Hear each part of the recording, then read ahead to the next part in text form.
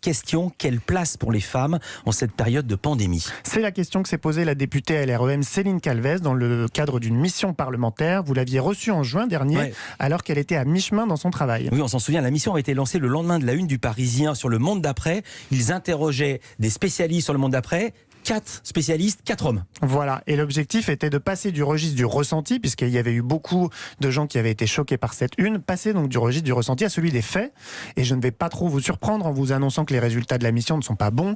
La crise sanitaire a aggravé le manque de visibilité des femmes dans les médias, comme l'a expliqué Céline Calvez à Louise Bernard. On a vu dans cette crise, qui était inédite, notamment par sa dimension sanitaire et scientifique, que les femmes étaient encore plus absentes. On a remonté certains chiffres, on les retrouve dans l'étude, où il y a eu un décrochage les premières semaines. On avait besoin de toute une bande d'experts et d'expertes différents qu'on n'avait pas l'habitude d'avoir contactés avant. Et là, on a vu les réflexes qui font que c'était plutôt ceux qui avaient le pouvoir dans les sphères scientifiques qui étaient appelés. Or, dans les sciences, on n'est pas encore arrivé à reconnaître toutes les compétences et toute la place qui doit être dévolue aux femmes. Et là, ça s'est vu.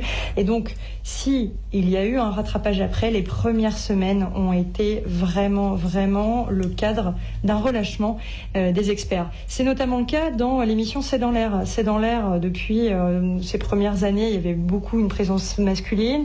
Ils étaient parvenus, sous l'impulsion de la présidente de France Télévisions ou de Caroline Roux aussi, à arriver à 50% d'expertes au mois de janvier.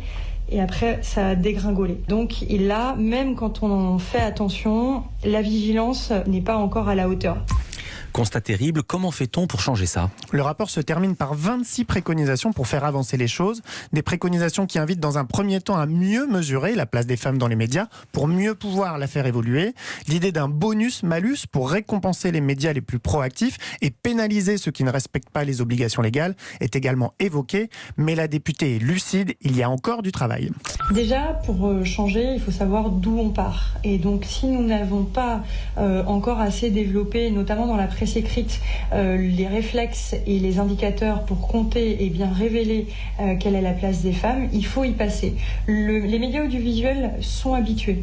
Les médias de presse écrite, non. À partir du moment où on a ces constats et ces vigilances, eh ben, il va falloir aussi inciter à progresser. Et progresser, ça passe aussi bien par des formations, ça passe aussi par le fait de se fixer des objectifs communs. En fait, c'est une responsabilité partagée, c'est du quotidien. On ne peut pas se contenter de faire comme ça une étude tous les ans en se disant « Ah, bah c'est bien ». Non, il faut que ça soit vraiment à l'esprit de chaque personne, les médias, les experts, les institutions.